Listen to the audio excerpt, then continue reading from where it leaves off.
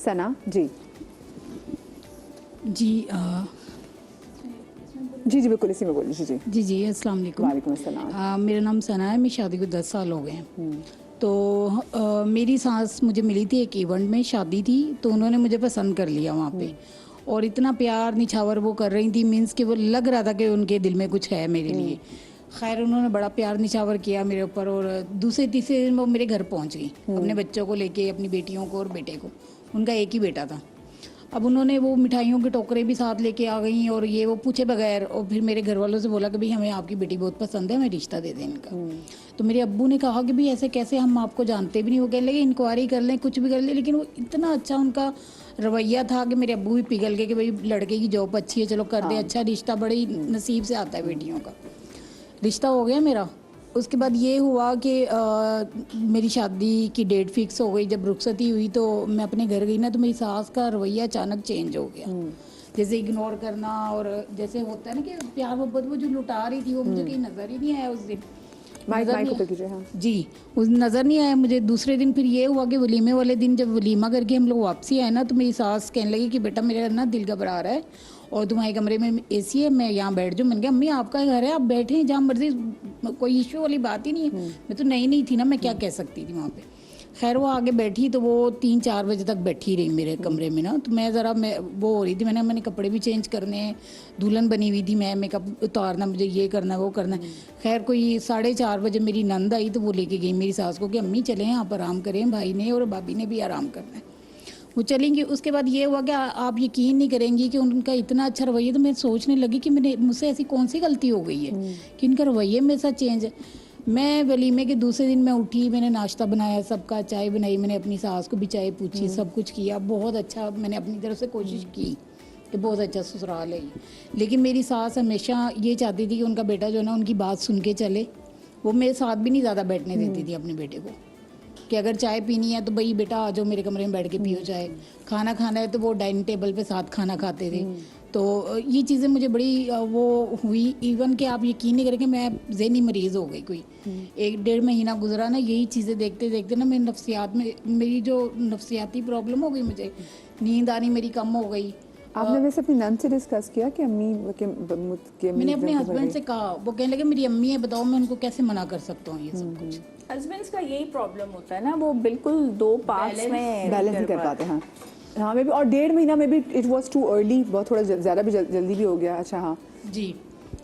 تو پھر کسی اس کے کروٹ بعد اونٹ بیٹھا. میں نے تو اپنی طرف سے بہت کوشش کی کہ میں بہت اچھے سے لے کے چلوں. بھائی ان کا گھر ہے, جیسے کہتے ہیں نا کہ بہویں برداشت, میں نے اتنا برداشت کیا کہ آپ یقین نہیں کریں گے. کوئی آتا تھا میں بھاگ بھاگ کے آگے ہوتی تھی, یہ کام میں کرتی ہوں امی, یہ کام میں کرتی ہوں.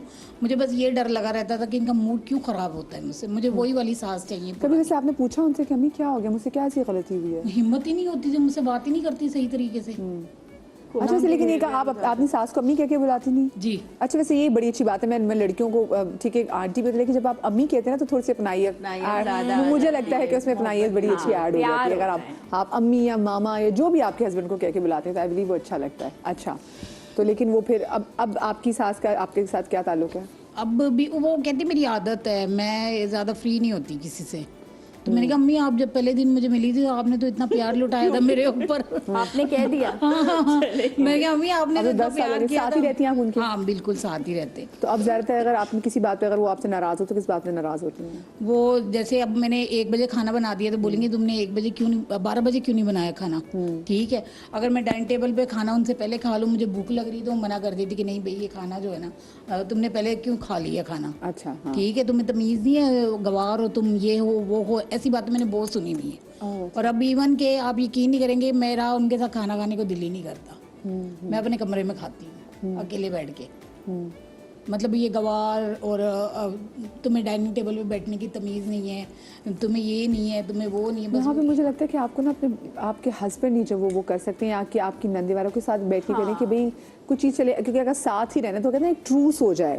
جب دونوں پارٹیز نے ساتھ ہی رہنا ہے تو کوئی ایسی کوئی درمیان میں کوئی چیز طے ہو جائے کہ ہاں بھی دیکھیں اس چیز پہ اگر آپ کو میری اس چیز سے شکایت ہے تو میں دور کرنے کی کوشش کروں گی, اور آپ کا یہ رویہ مجھے تکلیف دے رہا ہے تو آپ بھی ذرا اس پہ کچھ کریں, کیونکہ اس سے میری مینٹل ہیلتھ جو ہے نا وہ متاثر ہو رہی ہے. بالکل. ہسبینڈس جو ہوتے ہیں نا بڑا کلیور اپنا گیم پلے کرتے ہیں. میں نے یہ دیکھا ہے کہ بچوں کے سامنے بھی نا وہ اتنے بھولے بن جاتے ہیں نا کہ وہ ماں کے تھرو ہی سب کلوا رہے ہوتے ہیں.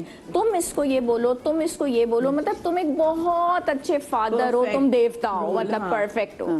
اگر یہی ہسبینڈ ایک دفعہ یہ بول دے کہ امی, دونوں کو سامنے بٹھا کے, دونوں کو سامنے نہیں بٹھائیں گے, اس کا کام اس کے کمرے میں ہوگا, اس کا کام اس کے کمرے میں ہوگا نا, تو ایک پالیٹکس ہوتی ہے.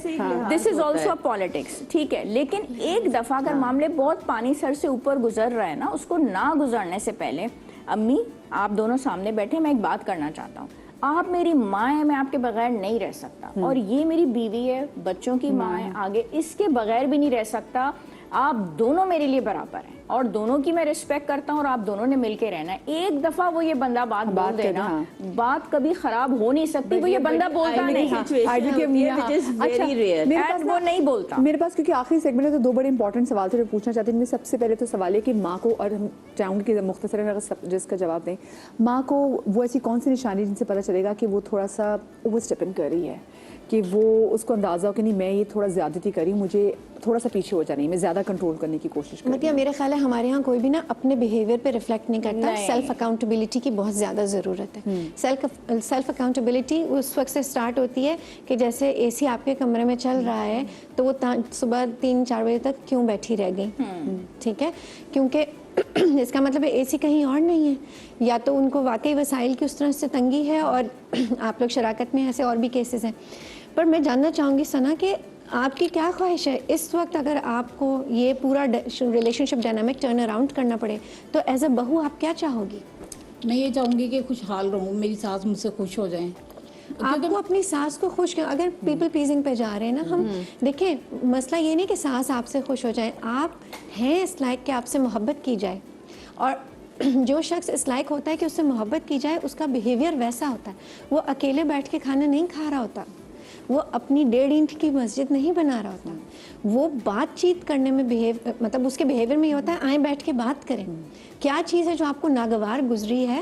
مجھے بھی چند چیزیں ناگوار گزری ہیں. اگر ہم چاہتے ہیں کہ ہم اکٹھے رہیں اور محبت کے ساتھ رہیں تو وہ تمام چیزیں جو آپ کو اور مجھے ناگوار گزری ہیں وہ ہم دونوں کو آپس میں طے کرنی ہے. میرا میاں جب آئے گا وہ اپنی ماں کو خوش دیکھے گا تو وہ ذہنی سکون میں ہوگا.